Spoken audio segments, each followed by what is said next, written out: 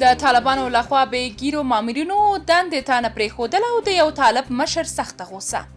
طالبانو دولتي کارکونکو ته د ګیرې پرېښودلو او خولۍ یا لنګوټۍ پر سرولو امر کړی.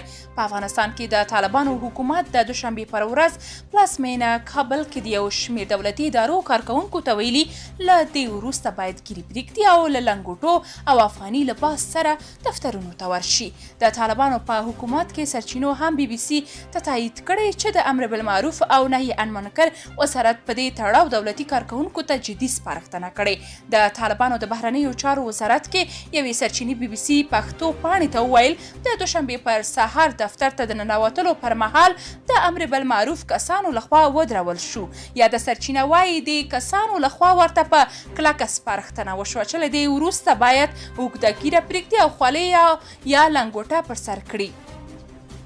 په ورته مهال د رویټرز خبري اژانس هم د سرچینو له قوله د طالبانو د دې وروستي ګام پخلی کړی. یاد اژانس وایي طالبانو دولتي کارکونکو ته ګواښنه کړې که د ګیرې لنګوټۍ او لباس په تړاو د دوی پر امر عمل ونه کړي نو له دندو به ګوښه کړل شي.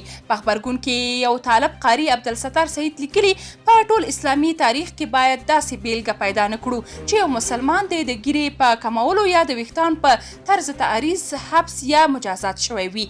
اسلامي حکومت بویه چې د اجباري ګیرو پر ځای خلکو ته فرصت ورکړي چې خپله ګیرې پرېږدي ترڅو یې له ثواب هم برخمن شي. باور وکړئ دا ځل په افغانستان کې د امارت له برخلیک سره د اسلام دیانت مدرسې او سپین پټکي برخلیک هم غوټه شوی دی. که له امارته مو خلک متنفر کړ نو معنی دا ده چې د سیکولر ټامیانو په ژرنده مو اوبه ورسیږي او د دین او دیانت ریښې مو هم ویستلې. درنو لیدونکو تاسو که د دې موضوع په اړه کوم نظر لرئ کومنټ کې شریک او چینل سبسکرایب کړئ.